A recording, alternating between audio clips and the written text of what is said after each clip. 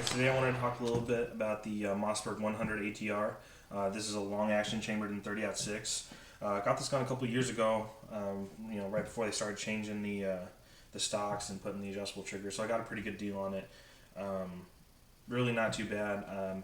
If you're looking for a cheap hunting rifle, there might be better options, but just thought I'd go ahead and give my experiences with this particular gun. For the cheap plastic stock, that they put on guns in this price level, this one actually isn't too bad. It's not too bulky, but it's fairly sturdy out here in the forend area. I did have to do some sanding to get it to free float, but really not too bad at all. The accuracy on this gun, it is what it is. It's definitely a usable deer rifle or something like that, maybe up to 250 yards or so. But nowhere near a precision rifle. Once I found the right ammo, which there might be better, I haven't put any match or anything, but put an American Whitetail by Hornady through it. That gave me the best results, about maybe 1.5 MOA groups.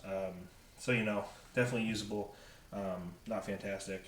A couple of other ammos gave me really bad, up to 3 and 4 MOA.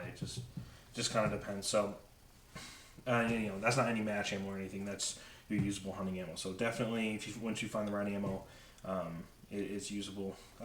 Really, the only problem I've had with it is if you're not careful when you're loading it, you have to load through here. It doesn't have a magazine, a detachable magazine, or a hinge floor plate or anything.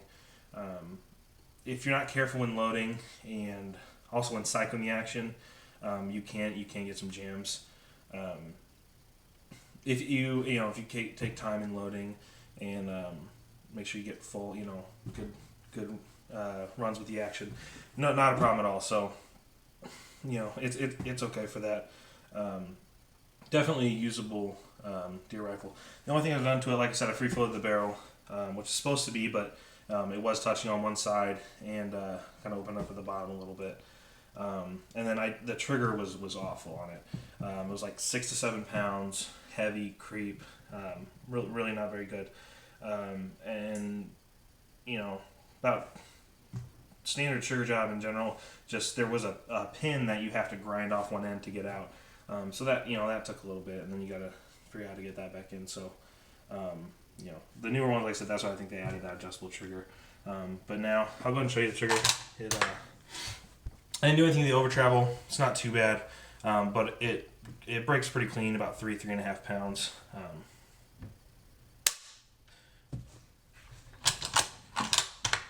show you again. Really not too bad at all. I'm happy with the trigger now. I didn't want to go too light, carrying this gun in the woods and everything. I think 3.5 pounds. I'm really happy with.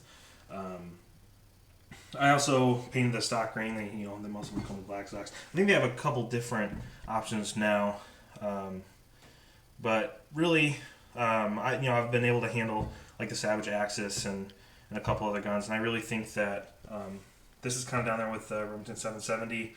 And then for the same price, you can get either a Savage Axis or a Ruger American, which I really think are better guns for about the same price. But if you get a deal, this gun is definitely usable. So that's definitely something to think about. And then I put this, it's a Weaver Buckmaster scope on there, 3 to 12 actually by 50. Got a really good deal on that one too. Perfect setup for what I want.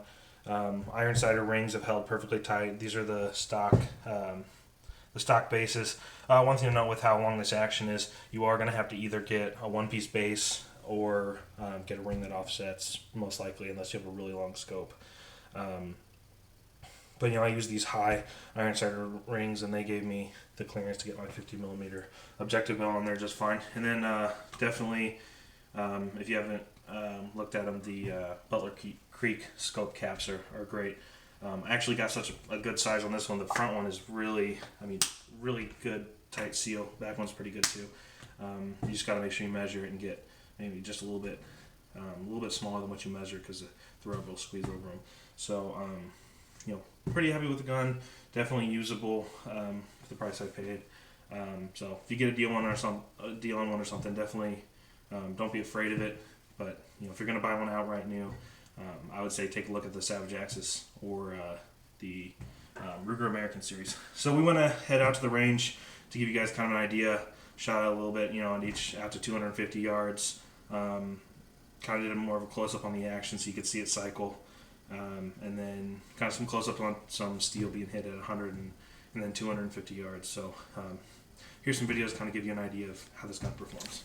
Okay, so we got steel out there at 100, 150, 200, and 250 yards. We're going to take a shot at each.